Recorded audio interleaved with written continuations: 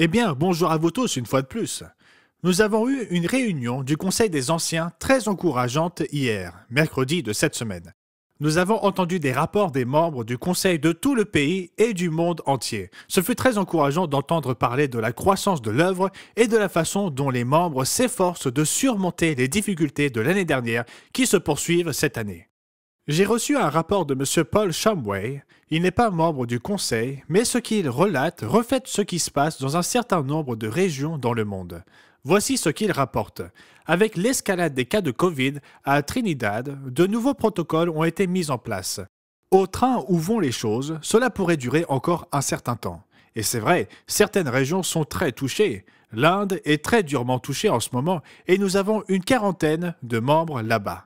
Alors veuillez penser à eux dans vos prières, ainsi qu'à nos frères et sœurs en Birmanie, où ils ne sont pas seulement confrontés au Covid, mais aussi à une insurrection ou une guerre civile qui se déroule là-bas et nous ne voulons pas que nos membres soient pris au milieu de tout cela. M. Shumway poursuit en disant que sur l'île de la Barbade, j'apprends de nouvelles leçons. Avec les retombées de cendres de l'île voisine de Saint-Vincent, où un volcan est entré en éruption, nous sommes confrontés à des conditions auxquelles nous n'avions pas pensé auparavant. Je voulais acheter un tuyau d'arrosage pour nettoyer la cendre de notre allée et de notre porche. La semaine précédente, j'avais vu 2 palettes pleines de tuyaux d'arrosage dans un magasin semblable à Costco. Ici est donc rendu quelques jours plus tard pour acheter un tuyau, mais il n'y en avait plus de disponibles dans le magasin. C'était également le cas dans toutes les quincailleries et magasins de jardinage. Lorsque je me suis rendu au comptoir pour demander quand ils en auraient d'autres, l'employé est allé dans le rayon des spiritueux et a fouillé dans un chariot rempli d'articles divers et y a dégoté un tuyau d'arrosage au fin fond. J'ai eu le dernier tuyau du magasin. Dieu a vraiment veillé sur nous. Puis il mentionne que les rayons du magasin sont vides en ce qui concerne les aspirateurs et les balais, les tuyaux à pression et même les pelles plates parce que les gens se débrouillent comme ils peuvent pour essayer de garder la cendre hors de leur entrée et de leur maison. Ils doivent utiliser du ruban adhésif pour empêcher les cendres de pénétrer dans leur maison par les fentes, etc. Il conclut « Dieu prend bien soin de nous.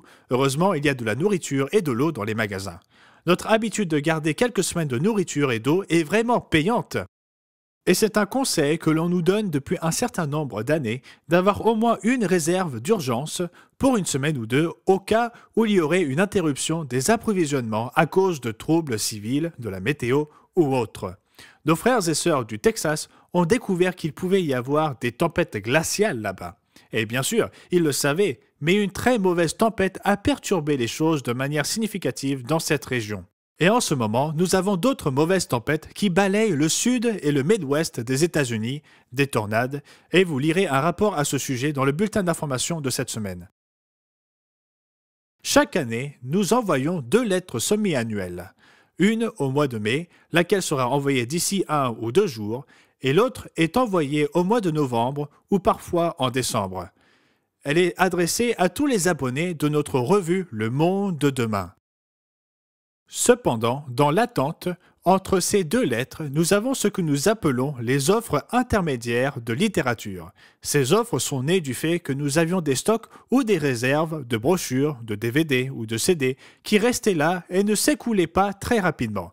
Et plutôt que de les laisser sur les rayons, nous avons décidé de les envoyer à un public ciblé. Par exemple, si nous avons quelqu'un qui est intéressé par le cours de Bible, l'une de nos offres intermédiaires de littérature, ils l'ont commencé mais ne l'ont pas terminé, consistait à leur proposer de leur envoyer à nouveau une série de 4 leçons du cours de Bible, là où nous avons un stock qui pourrait durer probablement jusqu'au millénium.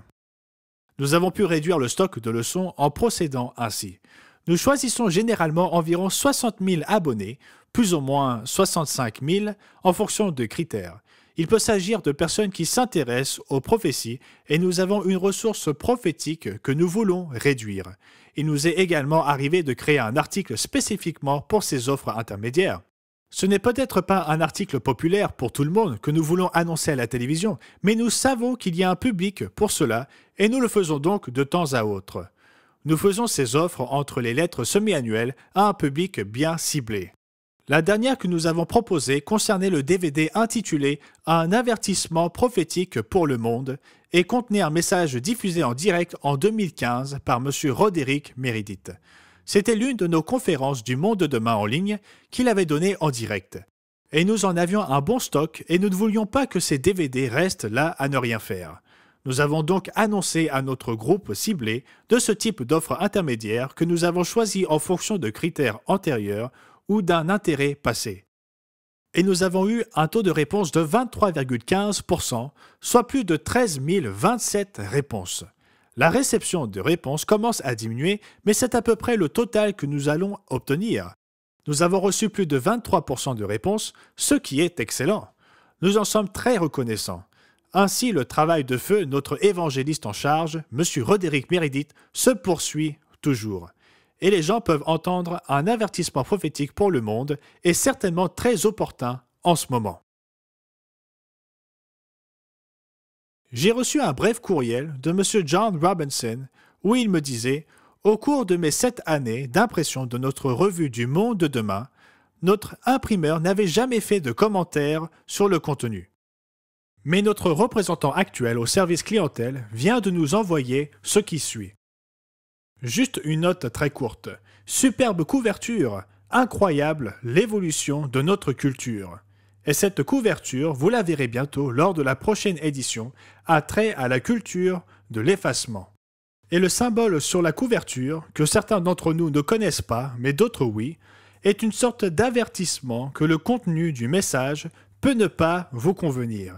Et donc, le point essentiel dans le jeu de la culture de l'effacement, qu'il le réalise ou non, c'est la puissance qui est derrière, la puissance de cet esprit qui cherche à effacer la Bible.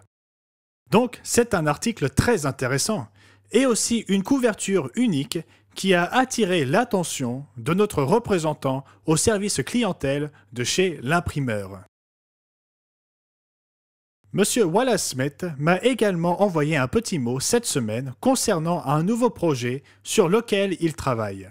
Voici ce qu'il dit. Même avec le passage à 10 numéros par an de notre revue en anglais du Monde de demain, mes restrictions de temps se sont continuellement assouplies. Pour la première fois, j'ai l'impression d'avoir suffisamment de temps pour me projeter dans l'avenir, planifier les numéros et les projets à venir, etc. Et franchement, ça fait du bien. C'est un peu étrange, honnêtement, mais c'est génial. En fait, je ressens une certaine pression pour profiter de l'espace et produire.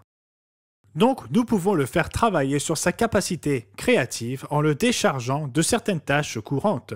Je dis courantes, mais ce sont des tâches qui sont absolument essentielles pour l'éditorial. Et nous avons eu plusieurs embauches au cours des 2 dernières années, y compris cette année.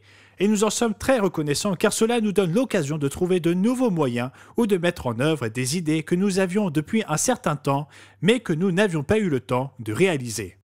De plus, vous allez recevoir le bulletin d'information de cette semaine que les ministres reçoivent dès le jeudi et que beaucoup d'entre vous reçoivent, je crois, le samedi soir, voire le dimanche matin.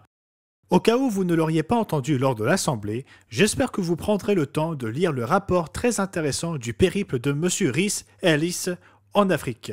Il a eu l'occasion de rencontrer des personnes intéressantes, des personnes de haut rang, et c'est très intéressant de savoir pourquoi il voulait s'entretenir avec lui. Également, M. Anthony Stroud nous a fait un rapport qui donne à réfléchir sur les tempêtes qui ont balayé sa région en Alabama la semaine dernière. Cette région semble avoir été durement touchée ces dernières années. Mais Dieu a veillé sur son peuple. J'espère donc que vous prendrez le temps de lire le bulletin d'information de cette semaine. C'était Gérald Weston pour l'Église du Dieu vivant pour la semaine se terminant le 8 mai 2021. Passez un merveilleux sabbat.